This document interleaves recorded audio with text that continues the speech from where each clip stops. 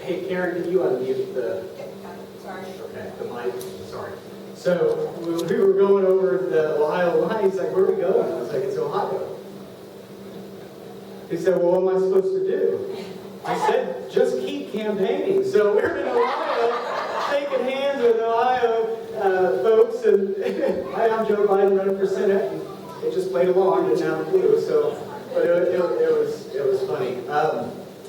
We're down to our last speaker now, and then I'm going to do the raffle, and we'll get out of here. It's getting late, but I want to thank you, Tim, for coming all the way here. As soon as we asked him, he was gung-ho and said, "Let me make sure," but heck yes, I'll be there. So, ladies and gentlemen, the minority leader for the Indiana State Senate, Mr. Tim Lanane.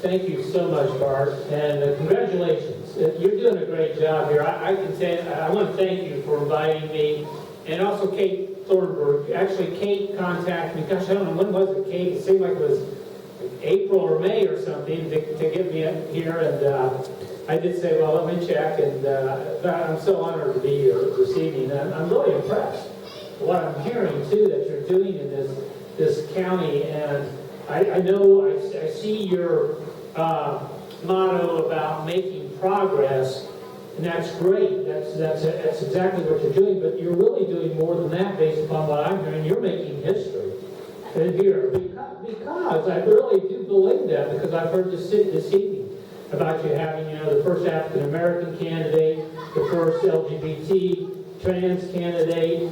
You're bringing progress to this county just by that alone. So you're to be congratulated. I think you deserve an hand right now. Now, we have a lot of speeches, so I've got some good news for you. I'm not going to speak very long. Okay. In fact, I remember when I first got into politics, an older and wiser politician said to me, "Tim, I'm going to tell you three most important things you ever need to know as a politician in terms of giving a speech. First is, if you want to be seen, stand up. If you want to be heard, speak up. And if you want the respect of the crowd, shut up." But I do want to share with you, though, because I can see the excitement about what you're doing here, rebuilding the party, and you do have some big shoes to fill with Fred Davis, great guy. And I used to see him, at Democratic events and UAW events and whatever. But this is an opportunity for you Democrats here, I think, in Randolph County to start over. I think to bring a sense that, you know what, in this county you're going to have a choice. And we talked about that, Bart, and Kate and you and I talked about that as well. I'm so enthused about the fact that you filled your ballot, essentially. You said the judge, you didn't worry about the judge. And, there really shouldn't be politics that much in the judiciary anyway. So what you've done here, you're giving people a choice. And one of the things that I want to do this evening, I'm going to do it briefly, but I want to give you my read, for what it's worth. I've been doing this a little while, but my read on why I think Democrats can win in Indiana this year, and why we should be optimistic that, yes, we're going to send Julie Snyder to the House. Yeah, it's great to have a Democrat, somebody who really is going to represent the interests of the people here, who's going to stand up for public education.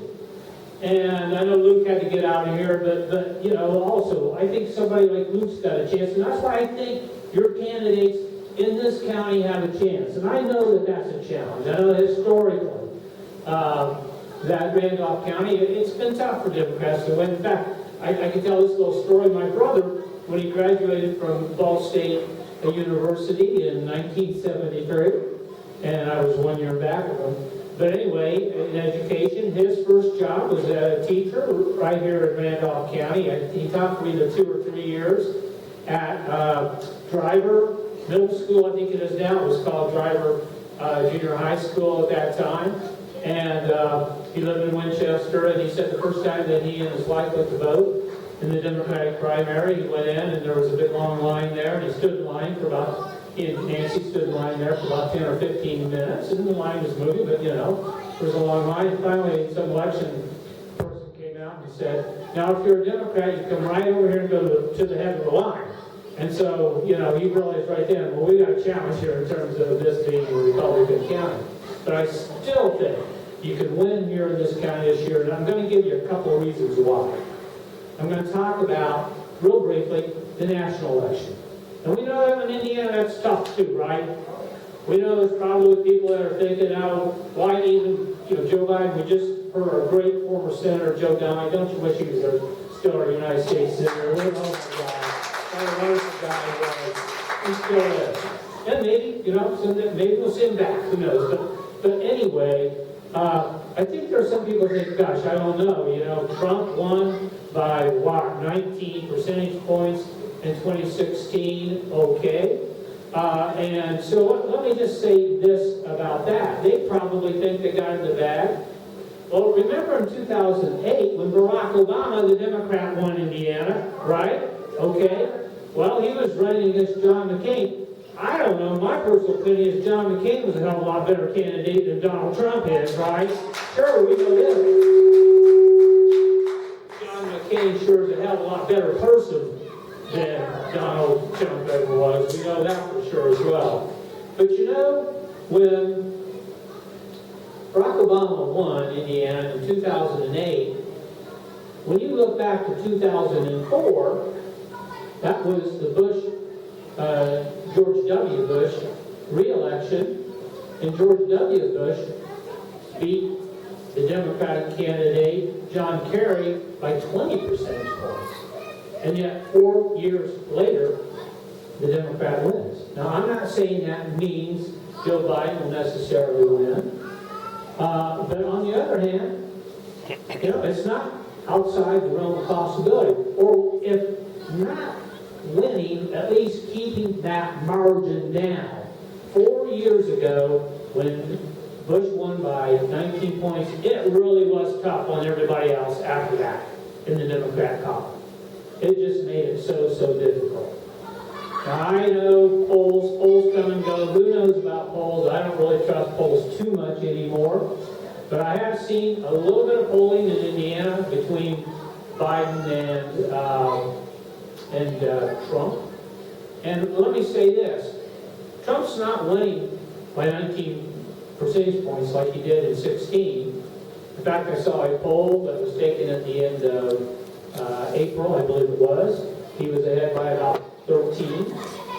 And then I saw a poll that was taken at the end of May, and he was only ahead by 9 percentage points. Now, I don't know about you, but I don't think Donald Trump has done much since the end of May to improve his standing anywhere in this nation, and that includes right here in Indiana.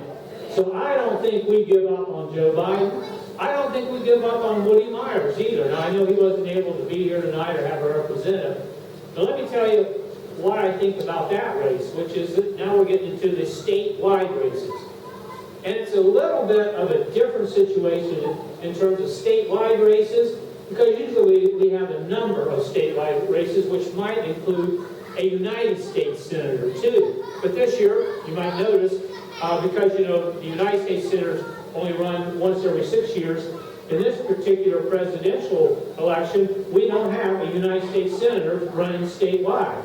So the only statewide races we have are the governor's race. Of course, that includes the lieutenant governor. And then also the attorney general. And that's it. That's all we have. Now, Governor Holcomb, I know Governor Holcomb. I meet with him on occasion. I've even gone overseas with him on a trade mission. He's a nice person. I don't have anything against him whatsoever. But I will ask you this question. What can you name that Governor Holcomb has done for the state of Indiana? Can you think of any major accomplishment that he's really done for the state? he sort of sat down in his office down there, and whenever the supermajorities sitting down to him how crappy it is, he signs the bill. Let's face it. So after 16 years now of the Republican Party having control of the governorship, and a large amount of that time with supermajorities, where is Indiana at this time? You ask that. Randolph County knows where it is. You've lost jobs. Your health care is not what it used to be. And that's exactly the same way throughout the state of Indiana. Do you know that we have had the most stagnant wages, the lowest wage growth, one of the lowest in the entire nation? Wages don't go up. People will say, well, there's lots of jobs. Well, sure. You have to have 3 of them to pay your bills from week to week. Let's face it, in this state. We do not have wage growth in the state of Indiana. And as far as the overall health of the people of the state of Indiana, do you know that we have some of the worst health indicators in the nation when it comes to things like cancer, diabetes, obesity, smoking rates, infant mortality? So at the end of the day, when you want to talk about the Republican Party, if somebody wants to ask you, well, how do you think the Republicans have done over the last 16 years, you can sort of summarize it like this. Well, let me ask you, if your people are too poor and they're not very healthy, how do you think they've done? They haven't done very well. Let's face it, it's time for a change. It's time for the Democrats to take over. Don't you think? Now, I came here and I was thinking, well, how does this break down to what you're doing here in Randolph County? But after hearing your candidates, I don't think I have to say too much to you. Because I am so impressed with what I've heard with these speeches that you all have given here this evening. You know, sometimes when I go to functions, certainly back in my home county, in Madison County, I also, my district includes Delaware County, and I go to a lot of political events, and I hear candidates get up and give their speeches, and it just doesn't seem like they really have a message. But one thing that's impressed me this evening about everyone that I've heard is you've got a message out there that you can give to the people as to why they should vote for you, and that's the most important thing. You know, first time I ran, besides that good advice I told you earlier that somebody gave me about shutting up, which I am going to do here very, very quickly. Somebody else said to me, Tim, you know, when you give a speech, when you're out there campaigning, you know what you want to hope to do is at the end of the day, they say, Tim Lanane, oh yeah, he's the guy who wants to, and they attach something to you. He's the guy who wants to raise the wages for teachers. He's the guy who wants to get rid of gerrymandering. You all get my point. And I've heard some of that here this evening, and I'm so impressed because you're going to go out there and you're going to be able to say, I'm just going to use the chair because he is the chair.